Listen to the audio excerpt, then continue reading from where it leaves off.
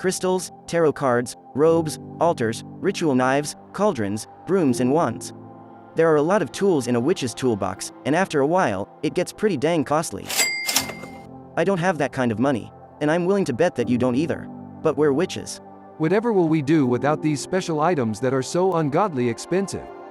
A year or two back, I made a segment on my Tumblr blog which I called Magick on a Dime. Because witches have existed for, I don't know how long.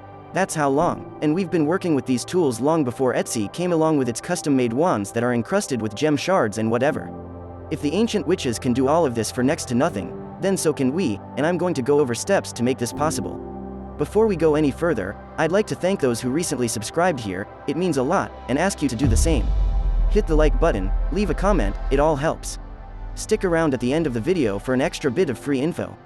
Back to the video. To start this off, we'll look at crystals. I know you've gone past all the crystal stores, and by goodness, they have some very pretty stones. Just look at those things. And of course the bigger ones are even more enticing, because come on. But realistically, who can afford to drop $250 on this lovely bit of sparkle? I want that. I want that so much. Regardless, there are hundreds of gems, and every spell seems to call for a different stone, and even if you get the smallest chunks you can, like gem chips, collecting all the different types is eventually gonna add up.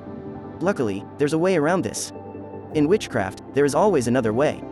You want to get hold of a piece of clear crystal quartz. As far as gems go, this is your jack of all trades. You can replace any stone in a spell with a piece of quartz, and it'll work just fine. It doesn't have to be a very big piece either. Most of my crystals are just tumble stones, so big enough that you could fit 3 or even 4 into your palm. More if you're skilled.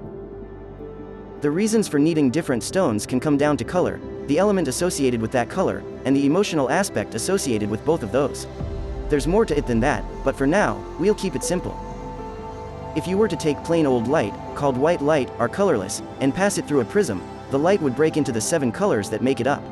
Because of that, we know that you can use a white or colorless crystal as a stand-in for any other stone, and clear quartz is really common, so it's easy to get hold of.